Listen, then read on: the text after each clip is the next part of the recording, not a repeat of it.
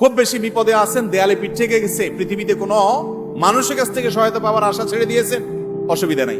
এই তিনটা আমলকে আপনি নিজের জন্য বাধ্যতামূলক করেন, ইনশাআল্লাহ তাআলা হেফাজত করবেন। জীবনে বহুবার আমি আমলটা করে দেখেছি। কঠিন কঠিন বিপদে আল্লাহ তাআলা কিভাবে উদ্ধার করেছেন আমি নিজে অবাক হয়ে গেছি, সারপ্রাইজড হয়ে গেছি।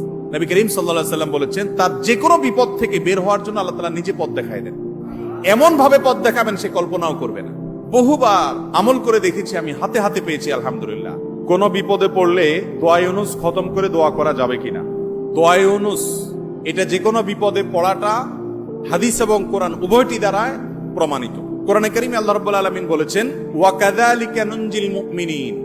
ইউনুস আলাইহিস সালাম বিপদে পড়ার পর তিনি যে দোয়া করেছেন, লা ইলাহা ইল্লা আনতা সুবহানাক ইন্নী কুনতু মিনাজ জালিমিন, এই বাক্যগুলো পড়ার পর এগুলো বলে বলে আল্লাহর কাছে তিনি দোয়া করেছেন, আল্লাহ তাআলা তার বিপদ উদ্ধার করেছেন। বিপদে পড়ার পর তিনি যেরকম উদ্ধার হয়েছেন এগুলো পড়ে আল্লাহ তাআলা কোরআনে এই দোয়ার উল্লেখ করে, এই বাক্যগুলোর উল্লেখ করে এরপরে বলেছেন, ওয়া কাযালিকা নুনজিল মুমিনিন, একই ভাবে তাকে যেরকম এই বাক্যগুলো এই জিকিরগুলোর মাধ্যমে আমি রক্ষা করেছি, হেফাজত করেছি ওই বিপদ থেকে, মাছের পেট থেকে, একই ভাবে আমি মুমিনদেরকেও রক্ষা করব।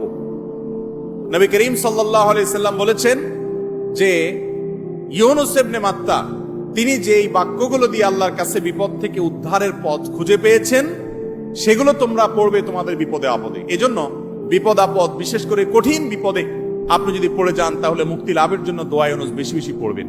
এর পাশাপাশি আরো দুটি আমলের কথা বলতে পারে, যেটা আমার জীবনে বহুবার আমল করে দেখেছি আমি, হাতে হাতে পেয়েছি আলহামদুলিল্লাহ। এক নম্বর হলো দোয়া ইউনুস, আরেকটা হলো ইস্তেগফার। এটাও হাদিসে আসছে, নবী করিম সাল্লাল্লাহু আলাইহি ওয়াসাল্লাম বলেছেন, মান লাজিমাল ইস্তেগফার, যে ব্যক্তি ইস্তেগফারকে লাজিম বানায় নেয়। লাজিম বানায় নেয় মানে কি? মানে পড়তেই থাকে, থামে না। টয়লেটে গেছে তখন শুধু বন্ধ, খাচ্ছে তখন শুধু বন্ধ, ঘুমাচ্ছে তখন শুধু বন্ধ, আর সারাক্ষণ পড়তেই থাকে ইস্তেগফার। আস্তাগফিরুল্লাহ ওয়া আতুবু ইলাইহি, সাইয়্যিদুল ইস্তেগফার বা যে কোনো ইস্তেগফার, সবচেয়ে ছোট ইস্তেগফার আস্তাগফিরুল্লাহ আস্তাগফিরুল্লাহ, এটা যে পড়তেই থাকে, নবী করিম সাল্লাল্লাহু আলাইহি ওয়াসাল্লাম বলেছেন, তার যে কোনো বিপদ থেকে বের হওয়ার জন্য আল্লাহ তাআলা নিজে পথ দেখায় দেন। এমন ভাবে পথ দেখাবেন সে কল্পনাও করবে না। এবং জীবনে বহুবার আমি আমলটা করে দেখেছি। কঠিন কঠিন বিপদে আল্লাহ তাআলা কিভাবে উদ্ধার করেছেন আমি নিজে অবাক হয়ে গেছি, সারপ্রাইজড হয়ে গেছি। নাম্বার 3, দুরুদ। দুরুদের ক্ষেত্রেও হাদিসে একই কথা বলা আছে, যে ব্যক্তি দুরুদ বেশি বেশি পড়বে ওই ব্যক্তির সমস্ত পেরেশানি থেকে মুক্ত হওয়ার জন্য এই দুরুদ যথেষ্ট হয়ে যায়।